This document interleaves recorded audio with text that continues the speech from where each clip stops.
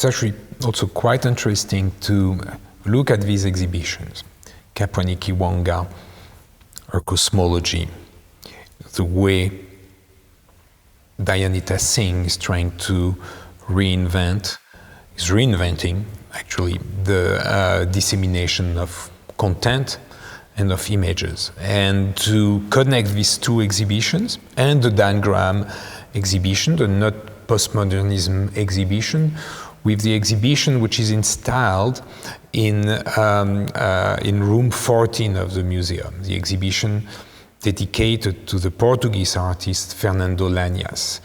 Here with Fernando Lanhas, you have an artist who actually kind of covers all of these different dimensions. He was an archaeologist, an anthropologist, a painter, an architect, and an astrologist. Astrology was one of his interests. And in a way, when if it's the last exhibition that people visit, when they're here at Serralves, all these different elements, the architecture, the interest in mythology, in archaeology, the interest in abstraction, which is present in Kapwani Kiwanga's exhibition, the interest in architecture, in museology, that both Fernando Lanhas and Dayanita Singh share, all these elements, this element of how do we structure knowledge, how do we structure art, how do we present art, are all coming together, and all of them contribute to answer the question that is the one that we first ask: what does bring us together? You have it in Lanhas as much as you have it in Kapwani Kiwanga. This notion of togetherness is also at the center of Oscar Murillo's project Frequencies.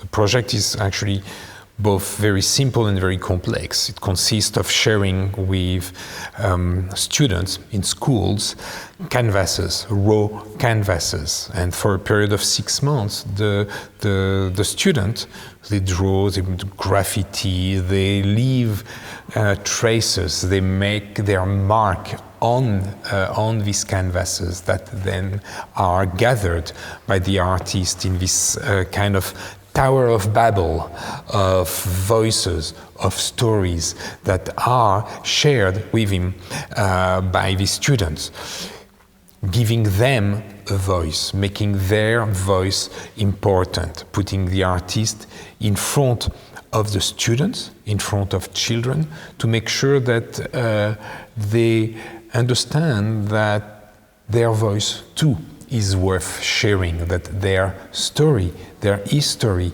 is part of ours.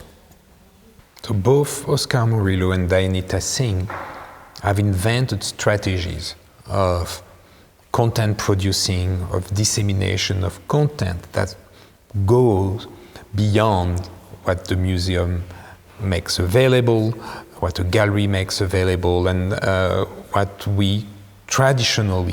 way we traditionally approach a work of art. In a way that kind of break the distance, the mythological distance that surrounds the image of the artist. Actually interesting that both of them use the table as a model for sharing. Both of them have tables on which you can actually experience the work. The table being almost by definition this place where people come together. So both with their table, they reassess this notion of the museum, of the experience of art as a shared experience articulated around the presence of body. So the notion of the body is also at the center of André Romao's exhibition. The fragmented body, like the fragmented sculpture that he brings together, these almost objets surrealistes, where different elements randomly find their way together. The fragmented body, the vulnerable body in this case, the fragility of life, the fragility of maybe eventually non-normative bodies that are populating his exhibition. The fragility of the body also in front of the disease, suggested by this poster of blood-giving campaign that populate his exhibition. History again with André Romao, because all these objects carry their own history, from quotidian history to the history of religion, with the religious sculpture fragmented that ends this exhibition, fragmented in a fragmented light that animate the room. So the books come back in this exhibition. Print matters, yeah.